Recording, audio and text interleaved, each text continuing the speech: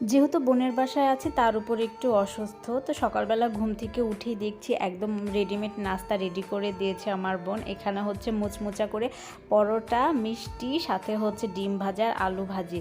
এরকম রেডিমেড খাবার প্রত্যেক বেলায় বেলায় পেতে কার না ভালো লাগে বলেন তো। তো আমি হচ্ছে এই তো সকাল সকাল উঠে নাস্তাটা করে নিলাম। তারপর সন্ধ্যার সময় হচ্ছে দুধ জাল করতে গেছিলাম এমনি এমনি খাবো বলে। তো যেমনি জাল করতে গেছি অমনি দেখলাম দুধটা ফেটে গেল। তো আমার বোন বলছে থাক ছানাটাকে ফেলে না দিয়ে চল তাহলে মিষ্টি বানায়। তো আমিও একদম ছানাটাকে খুব সুন্দর মথে নিতে শুরু করলাম। তারপরে হচ্ছে এই তো গোল গোল করে দিয়ে দিলাম।